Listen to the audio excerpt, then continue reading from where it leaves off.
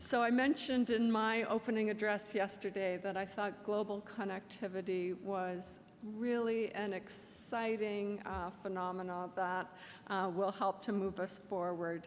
And I'm really pleased to invite Dr. Hans Forssberg up to the podium, and he's going to provide some additional information on this international alliance that has formed.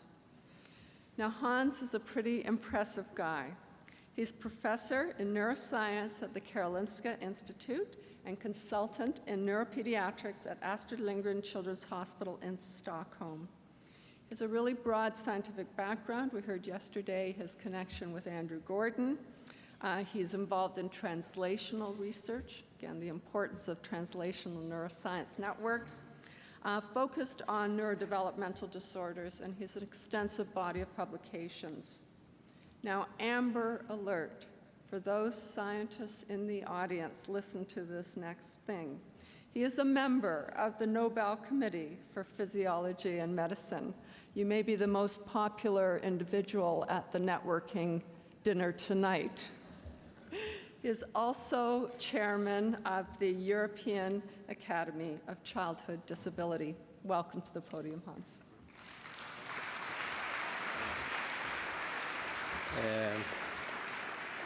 Thank you, Darcy, and thank you, the Academy, for inviting me here.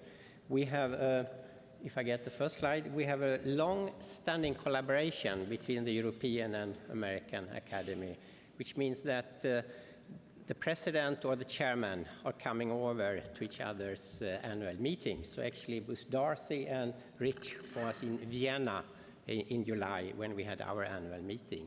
But I'm very proud that I now actually also can represent not only the European Academy, but actually a common effort we have between the three academies, the American Academy, the Australian, Asian Academy, and the European Academy, to improve the management of children through a collaborative effort. And we really, I would say, will boldly go to manage this big effort. So what is the background, and why is it the time now? There have been a lot of different reports and different investigations during the last decades, focusing on child development in the world, on disability. And there is a focus shift from under 5. Under 5 means how do we get our children to survive until they become 5 years. That means a lot of infections, trauma, and so on. Now we have reached a state where most children survive, and now it's actually a question of quality of life. What kind of life are they coming? And then the disability will come into focus. We also have reports about inclusion from the WHO and from the UNICEF. We last year got a report really focusing on children with disability. So what do we know from these reports? Yeah, we know that almost 100 million of children, they are experience a disability. And more than 80% of these children are living in low or middle income countries. So that means what we are really doing here, trying to develop new interventions, is actually only reaching a very small amount of children with disability.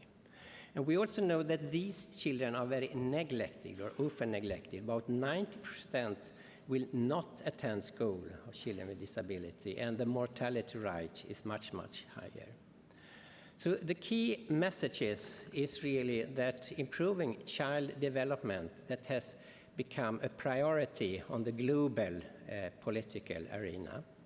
Then children with disabilities, they have the same rights and the same benefits as other children. And that we now have the international advocacy tools, that they are in place. But now is an important question coming. There is then a need for the civil society to be engaged. And who is then the civil society? Yeah, I would say, and the rest of us here, that it is us. It is we who are the health professionals who really can bring this forward, because we have the experience of the field, we have the relationship and the trust of the families and the children, we have the insight in the community from the health sector, from school, from welfare programs.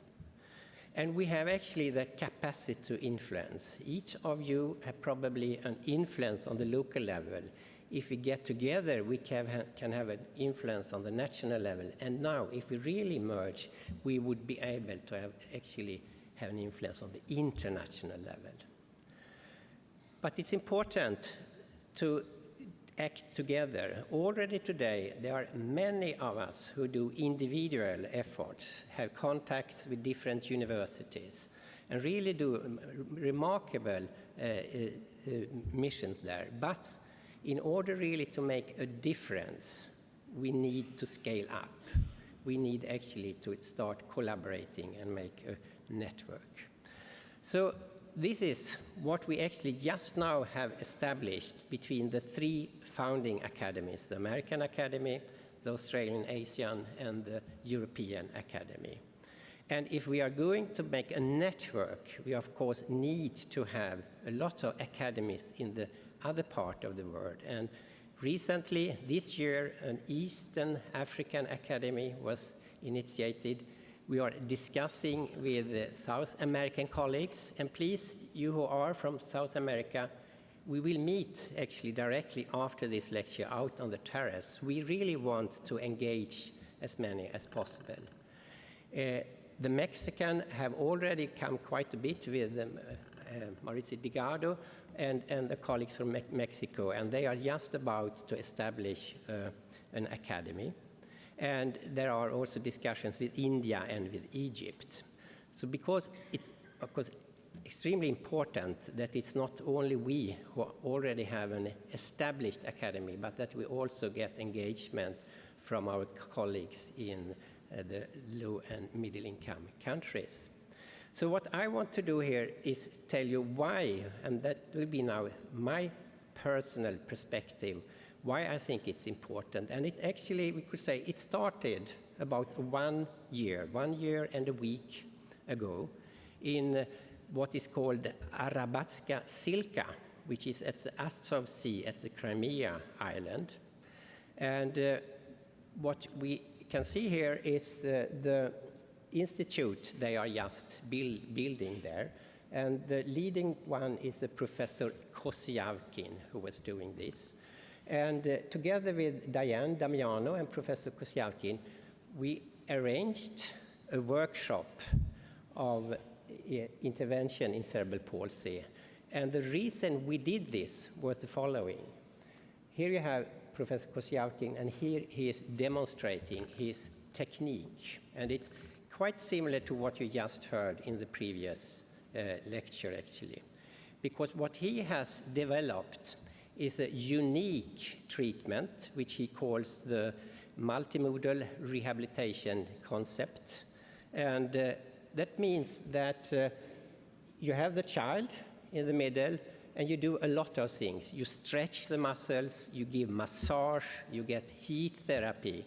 But you are listening to Andy Gordon yesterday. There is absolutely no intensive self-initiated activity. Yet this center in the now western part of Ukraine attracts a lot of patients, similar to what we heard before, from Europe and actually also from United States. So when we started in the European Academy to reach out to the eastern countries, we see how could we get into these countries, and then we saw this, what we would say, non-evidence-based treatments. And I was very critical in a newspaper in Sweden, which they actually got. And then I think he reacted in a very positive way. So he invited us to come and look at his treatment. And of course, the treatment per se, we were very skeptical. But what I then found out was that the professors from Moscow, the professors from St. Petersburg, from Kazakhstan, from Kiev, they were all there. So this was not just the center in Truskavets. This was actually the model they were using in the former Soviet Union republics. And not only them, later on we have found out that in Romania, in Bulgaria, they use these kind of concepts. So the idea with this workshop was really to get, and we invited, so many of you were actually here, we were 15 to 20 participants coming from the 3 academies and meeting then colleagues from Ukraine and Russia. I wouldn't say we transformed them, but we could start to have a discussion in a way. So after this meeting, in a bus ride actually from Arabasca Silka to Simferopol, so who is no longer in Ukraine, as you know, it has been annexed by the Russians. There, Bob Armstrong told me that when he was president, maybe 10 years ago, he had tried to engage the academy to reach out and to be more active in this international development. But at that time, your academy was obviously not mature.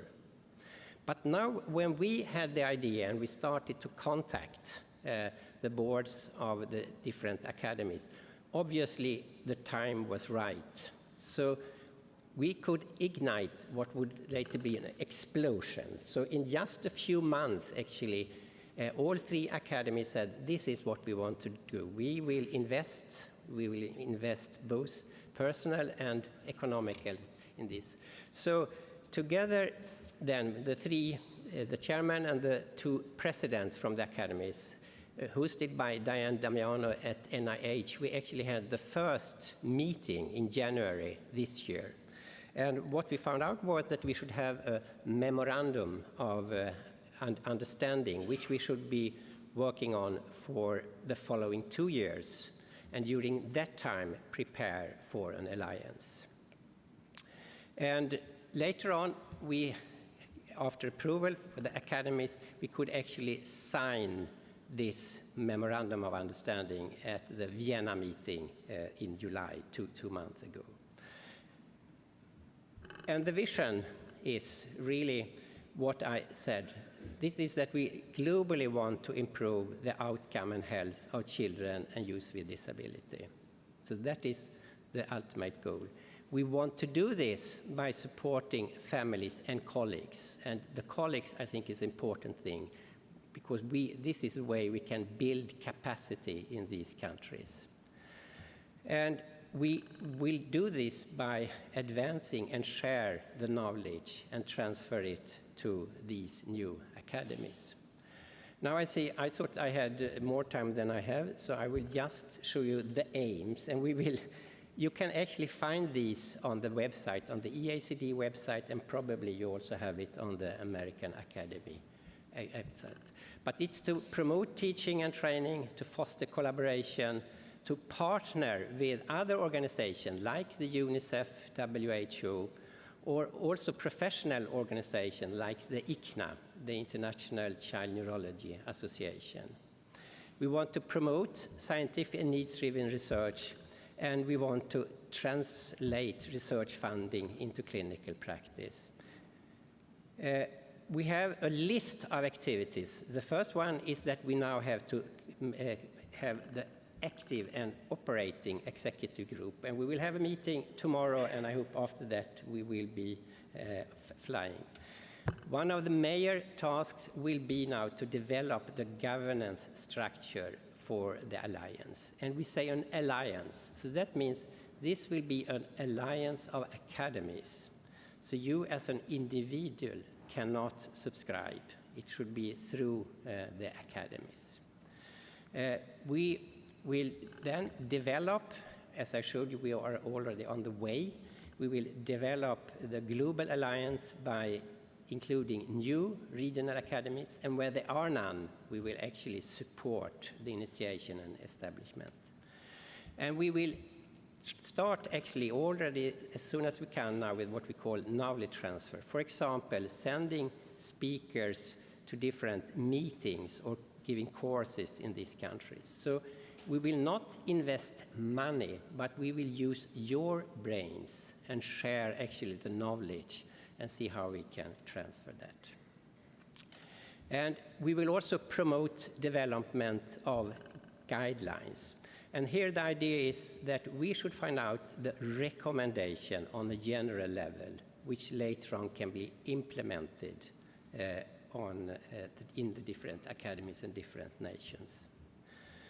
And we also want to help these new academies to initiate research by different kind of collaborations. And this is important, and I think I will now go through a lot of, I thought actually I had 30 minutes, but I realized I only had 15. So I will now jump over a lot of